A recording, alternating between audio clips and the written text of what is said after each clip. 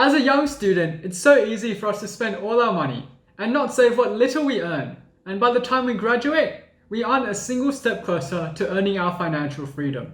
In today's video, I'll share my 10-point strategy that helped me save $45,000 in 1.5 years for my exchange program.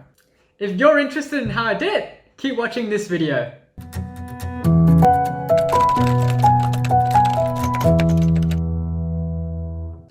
Before we get started, I want to make sure we're clear on the context of my situation, as not all of my points will be applicable to you. Firstly, I'm a 19-year-old student who's living at home in Australia, so all the prices today are in Australian dollars, AUD. So my two sources of income are from my part-time job at Vodafone Australia and also academic scholarships from the University of Sydney. My goal for saving this past 1.5 years was so I could go on an exchange placement program to Imperial College London at the end of this year. And if you would like to see what it's like possibly living over there, what it's like living in student accommodation and different countries, stuff like that, let me know in the comments down below. So in this video, I'll be sharing what I've done to help myself save enough for my exchange in the UK. Please note that not all of these points will again apply to you. These are just the tips that have worked personally for me. So the first thing to do is to have some sort of goal. This can be a certain percentage or amount of your income by a certain period of time, for example, 1 year.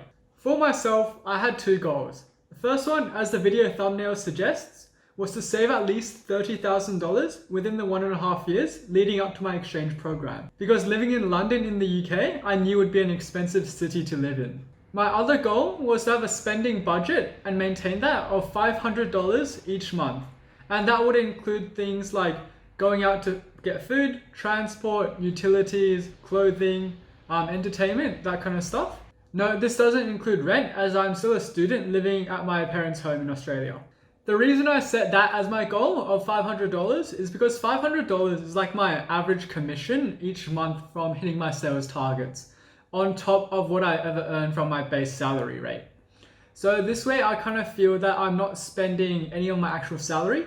It's just like spending whatever bonuses I receive on like personal items, entertainment, and living expenses. So that way I can feel like my salary is all going into my savings account for the future benefit. Once again, everyone's saving habits will be different depending on their spending habits as well as their living circumstances as well. The second thing that you can do is to move your pay, which generally goes into your day-to-day account or your everyday account, into your savings account or another investment opportunity.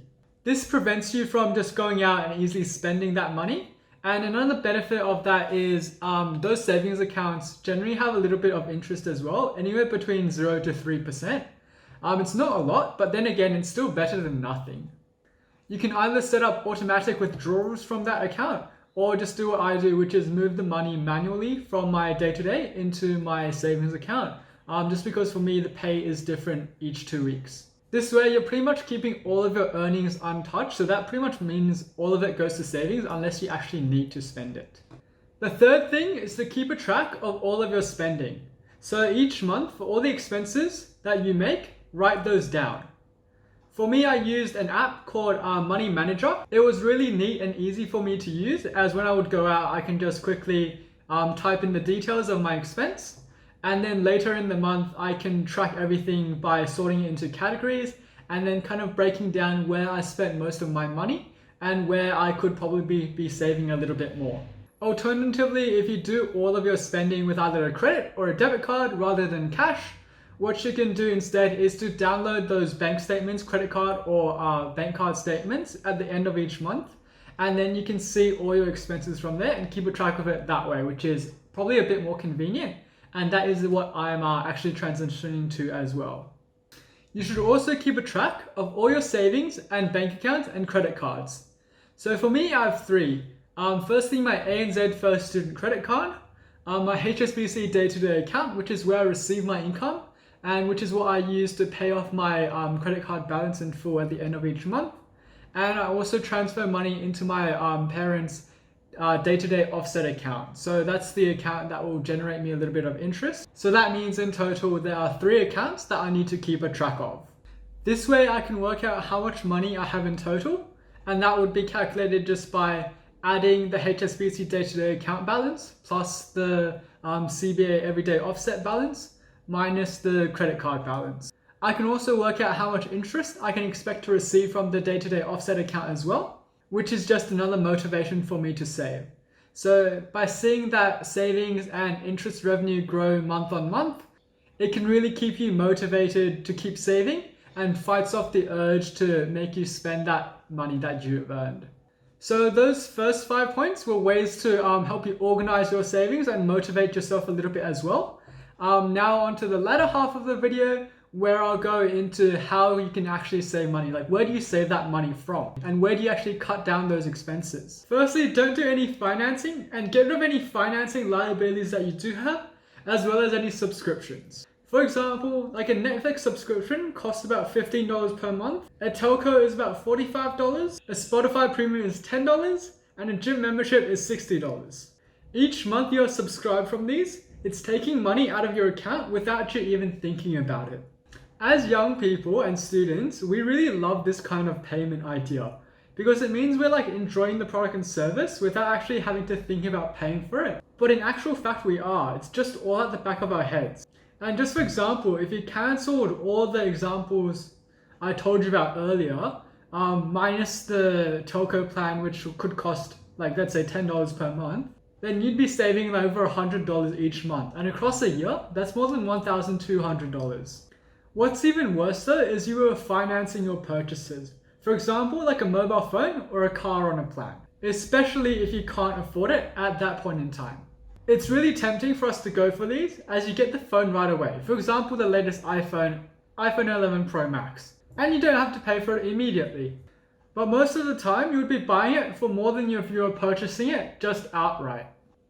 And later, in like a couple months time, after the enjoyment and satisfaction from getting that new phone has kind of worn off, you'd feel horrible if you were still forced to pay that phone, let's say $60 each month for the next 2 or 3 years, which will also make keeping that monthly spending down even harder. Another tip is just not to buy something if you can find it for free elsewhere, even if it will take that little bit more effort. This sounds like really common sense, but then a lot of people still don't do it just because of that little bit of extra hassle. For example, as a student, this can be like getting your textbooks online, the digital copy, or just borrowing it from the library instead of actually buying the physical book, which is normally about $200 or $300 sometimes. Other things can include like bags, stationery, furniture from Gumtree, drinking tap water or bubbler water instead of bottled water, or even a Microsoft Office suite. Another example is just with my editing videos. So I use Adobe Premiere Pro, and I don't actually pay for a subscription. I just use the software from the University of Sydney's library computers, which all have Adobe Premiere Pro pre-installed. So the next point is something I'm actually very guilty of myself, and that is spending money to eat outside instead of just eating at home. What I've found personally is that a lot of my expenditure each month, roughly about 60%, is actually going out and eating out at a restaurant or buying takeaway and eating that at home. To cut down on this, what you can do is cook or eat at home each night. And then for the following day, what you can do is pack whatever's left over for your lunch. If it's warm food, then it's pretty easy. There's a lot of microwaves or places where you can heat up your food on campus. And if it was cold food, let's say like a sandwich, that makes it even easier to just eat the next day. This way you save about $10 to $15 for your lunchtime meals. And if you cooked or ate at home the night before, that's another $15 as well.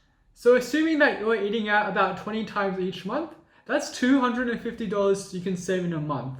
And that then becomes $3,000 that you can save in a year. Of course though, with like your groceries, that might increase the budget a little bit, but you're probably still saving over $2,000 in a year's time. Another easy thing you can do is to maybe not get something for free, but look for discounts or coupon codes whenever you're making a purchase online or in store. Some good websites are like OzBargain, Retail Me Not, Student Edge, or if you have any friends who work at a certain place where you're looking to buy something, they can probably get you a good discount as well. For example, I know that employees at Vodafone are able to get 50% off a Samsung phone that they purchase, which is how I got my S10 Plus for just $750, which is like a massive saving of $750. But to be fair, I probably wouldn't have gotten that phone if it was the regular retail price. Another tip is to stop impulse buying small items. These can include things like coffee, energy drinks, bubble tea, phone cases, snacks, etc. While these things aren't too expensive, they're not exactly cheap either. Coffee, energy drinks, or bubble tea, these cost about $4 to $5 each time, and they only give you very short, limited satisfaction. For example, you'll finish a coffee in about 5 minutes, and just like that, it's gone.